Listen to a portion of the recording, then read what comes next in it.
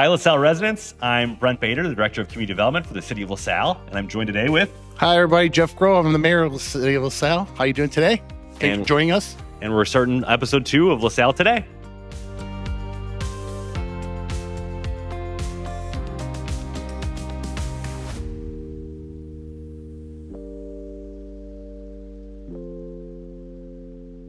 So, Jeff, you came in today. I heard you had some comments from the community that we may be able to address on the podcast. Yeah, it's getting a lot of questions on the electrical aggregate where people have a chance to decide at this point in time what power company they're going to choose to be their electrical supplier.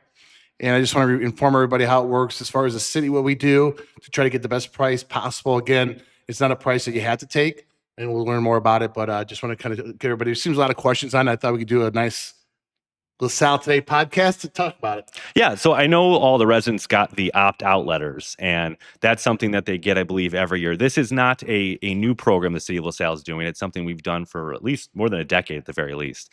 It's the Municipal Electrical Aggregation Program.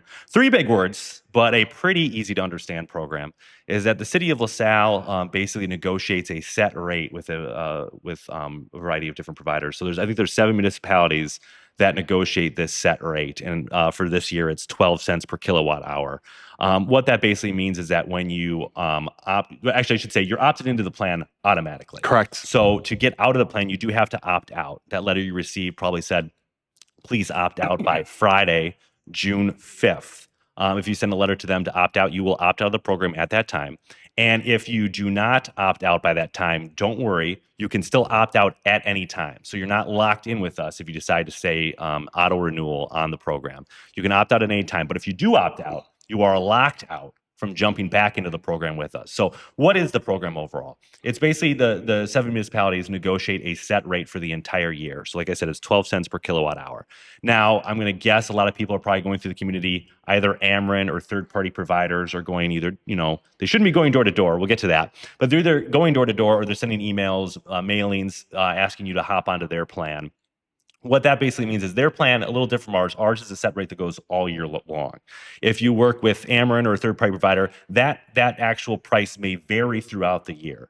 So let's say, you're getting a mailing and they say that their price is lower than the 12 cents per kilowatt hour. That's true, obviously. But 2 months, 3 months down the line, it may heighten. Correct. So when you're looking whether or not you want to stay on the plan or not, you kind of have to take that risk and decide whether or not you want to take that low price now, or if it's going to be a low price halfway through the plan. You can opt out of the plan halfway through, hop on their rate at a lower cost. However, they can't really say for certain what their cost is going to be 1 month, 2 months, 3 months down the line. Seasons change, that cost is going to vary. So if you're kind of looking at your bills and wondering, what choice do I want to make? I can say certain residents prefer knowing what that rate's going to be for the entire year long.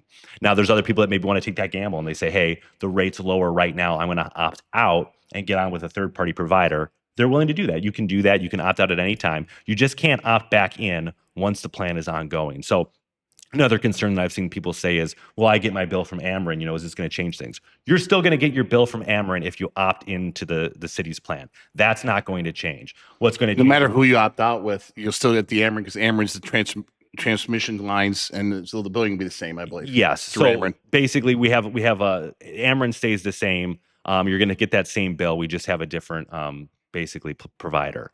So it's up to you. It's up to the resident what they want to do. If they want to stay on the plan, you don't have to do anything. And if you're not used to doing anything, then the chances are you've been opted into the plan the entire time. You're probably auto enrolled every time.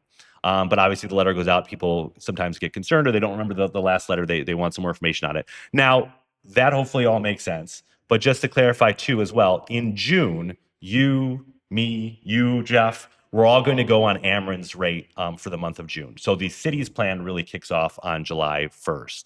So for the month of June, everyone's going to be on Ameren's rate. But then in July, we all hop on the city's plan for that established year that we discussed earlier. And just so everybody knows, when we're going out to check out the different suppliers, it's Constellation, it's Home Field, it's Ameren. So again, those groups are the ones we're looking at when we decide upon a price to get locked in for the year. And to your point, this has been something we've been doing for a long time. Sometimes you might not see any changes because at that point in time, there's no difference. There's no benefit to go to a different carrier as far as power. So sometimes we just stay where we're at because it's not going to make any much of a difference for us. But again, it's not a situation where you have to do that. The city doesn't dictate these rates. This is what we hold from electric power companies. And again, you don't have to do it. We're just trying to do it. Purchasing power, right? We know that's why Walmart can get stuff at a lower price. Costco, Sam's Club, Target, they're buying in bulk. When we have 7 communities going together to shop for power, that's the game plan too, to try to get our best deal from these power companies because they know they're going to get a lot of residential meters on that program. So again, thank you, Brent. I appreciate the information on it you shared. Again, if you have any questions, please contact us at City Hall. And we're glad to share that with you. 815-223-3755. And I want to add as well, solicitations, people going door to door. As of right now, no one is registered with the city of LaSalle to go door to door. So normally when they go door to door, they do have a permit of some sort. They can show you that. At this time, we don't have anyone registered going door to door. So if you see someone going door to door, you can call the police department and let them know someone's going door to door. They're soliciting. They do not have a permit, and the police department will handle that. And I will add as well, the Perfectly Flawed Foundation is, however, they went door to door, I think, last weekend. They may do it 2 more times. They're not actually soliciting services. They're not soliciting donations. They have educational materials. Correct. So they are able to go door to door in your community. I think they are planning probably 2 more times this year. But generally, when someone goes door to door and they're soliciting, let's say, landscaping services, solar, they should all have a permit that you can ask for to see. If they don't have that permit, you might want to call the police department because they're probably not registered with the city of LaSalle. And I have some good neighbors around LaSalle will call me, hey, this group's coming down here. And obviously, if they're not supposed to be here, we call the police. They go out there and check them out. And then we ask them to either get the proper permit or else just continue to do that. So again, don't ever give anybody your personal information. Don't get your Ameren bills out. Don't share any of that information. If it's a group that's legit, they're not going to be asking for that information. So please be smart about it. I know they can be pretty smooth talking, but again, just be careful with your information.